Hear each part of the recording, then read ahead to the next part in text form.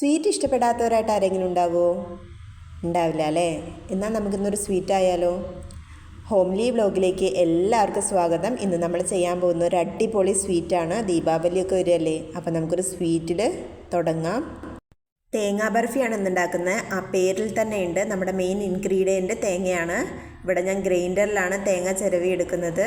ഗ്രൈൻഡറിൽ ഒരുപാട് തേങ്ങയൊക്കെ ഉള്ള സമയത്ത് ഗ്രൈൻഡറിൽ ചിരവി എടുക്കുകയാണെന്നുണ്ടെങ്കിൽ നമുക്ക് വളരെ എളുപ്പത്തിൽ തേങ്ങ ചിരവി എടുക്കാൻ പറ്റും. തേങ്ങാ ബർഫി ഉണ്ടാക്കാൻ വേണ്ടിയിട്ട് ഒരുപാട് ബുദ്ധിമുട്ടൊന്നുമില്ല. നമ്മൾ രണ്ട് ഇൻഗ്രീഡിയൻസ് മതി. ഒന്ന് തേങ്ങയും പിന്നെ വേണ്ടത് ഷുഗറുമാണ്. തേങ്ങ ചിരവുന്ന ആ ഒരു ബുദ്ധിമുട്ട് മാത്രമേ ഉള്ളൂ നമുക്ക്. അതിനിപ്പോൾ ഒരുപാട് ടെക്നോളജി വളർന്നുകൊണ്ട് ഗ്രൈൻഡറിൽ തന്നെ നമുക്ക് നന്നായി ചിരവി എടുക്കാൻ പറ്റും. ഭാഗം ചിരട്ടയുടെ അടുത്തെത്തുമ്പോൾ ഉണ്ടാകുന്ന ആ കറുത്ത ഭാഗം പെടാണ്ടിരിക്കാൻ വേണ്ടി ശ്രദ്ധിക്കുക.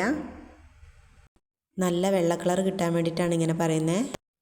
ഇനി ഒരു അടി കട്ടിയുള്ള ചീനച്ചട്ടി എടുത്ത് ഞാൻ അതിലേക്ക് കുറച്ച് വെള്ളം ഒഴിക്കുന്നുണ്ട്. വെള്ളം ഒഴിച്ച ശേഷം ഞാൻ അതിലേക്ക് പഞ്ചസാരയാണ് ഇട്ട് കൊടുക്കുന്നത്.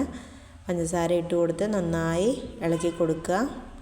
പഞ്ചസാര നന്നായി അലിഞ്ഞ് വന്ന ശേഷം നമ്മൾ അതിലേക്ക് തേങ്ങയാണ് ഇട്ട് കൊടുക്കുന്നത്. തേങ്ങ ഇട്ട് കൊടുത്ത് നന്നായി ഇളക്കി കൊടുക്കുക. നന്നായി ഇളക്കി ആ പഞ്ചസാരയും തേങ്ങയും കൂടി ഇരുന്ന് നന്നായി ഒരു കുറുകുന്ന പരുവത്തിൽ എത്തണം. അതിൽ നന്നായി കുറുക്കിയെടുക്കുക. ഇടയിൽ നമ്മൾ നെയ്യ് കൂടി ആഡ് ചെയ്ത് കൊടുക്കുന്നുണ്ട്. ഇങ്ങനെ നെയ്യ് ആഡ് ചെയ്യുന്നത് കുട്ടികളൊക്കെ കഴിക്കുന്ന സ്വീറ്റ് ആയതുകൊണ്ട് നന്നായിട്ടൊരു സ്മെല്ല് കിട്ടാൻ വേണ്ടിയിട്ടും അതിൻ്റെ ആ നെയ്യിൻ്റെ ടേസ്റ്റ് ആകുമ്പോൾ കുറച്ചും കൂടി ടേസ്റ്റ് ഉണ്ടാവും. ഇനി നമുക്ക് കുറച്ച് ഏലക്കാപ്പൊടിയും കൂടി ആഡ് ചെയ്ത് കൊടുക്കാം. ഏലക്കാപ്പൊടിയുടെ ആ സ്മെല്ല് ഇഷ്ടമില്ലാത്തവർക്ക് തവ പൊടി കേട്ടോ. ഏലക്കാപ്പൊടി ഓപ്ഷണലാണ്. രണ്ട് ഇൻഗ്രീഡിയൻറ്റ് മതി ശരിക്കും. നെയ്യും ഏലക്കാപ്പൊടിയും നമുക്ക് ഓപ്ഷണലായിട്ട് വരുന്നതാണ്.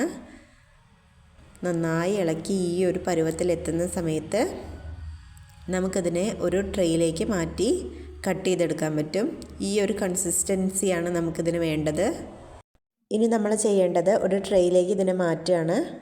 അതിന് മുന്നേ ട്രേയിൽ നമ്മൾ നന്നായിട്ട് എല്ലാ സ്ഥലത്തും നെയ്യ് പുരട്ടി കൊടുക്കുന്നുണ്ട്. എന്തിനാണെന്ന് വെച്ചിട്ടുണ്ടെന്നുണ്ടെങ്കിൽ ഇതിന്ന് വേർപെട്ട് കിട്ടാൻ വേണ്ടിയിട്ടാണ്. നന്നായി നെയ്യിനെ പുരട്ടി കൊടുക്കുക. അതിനുശേഷം നമ്മൾ ചെയ്ത് വെച്ചിരിക്കുന്ന ഈ തേങ്ങാ ബർഫിയുടെ ഈ ഒരു മിക്സ് നമ്മളിതിലേക്ക് നല്ല പോലെ ആക്കി കൊടുക്കുക. നന്നായിട്ട് ഒരേ ലെവലിൽ ആക്കി കൊടുക്കണം. എന്നാലാണ് നമുക്ക് കറക്റ്റ് ഷേപ്പിന് കട്ട് ചെയ്തെടുക്കാൻ പറ്റുള്ളൂ. എല്ലാവരും വീട്ടിലൊന്ന് ട്രൈ ചെയ്ത് നോക്കണേ. നന്നായിട്ട് ഇഷ്ടപ്പെടും നിങ്ങൾക്ക്. ഇനി ഇതിനെ നമുക്ക് സ്ക്വയറായി കട്ട് ചെയ്തെടുക്കാൻ പറ്റും. അടിപൊളി ടേസ്റ്റാണ്.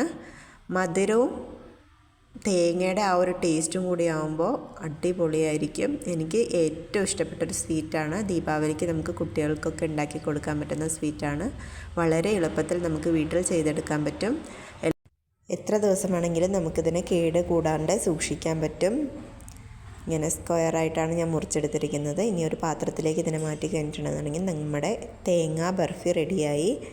എല്ലാവർക്കും നമുക്ക് ദീപാവലിക്ക് സെർവ് ചെയ്യാം. ഹാപ്പി ദീപാവലി.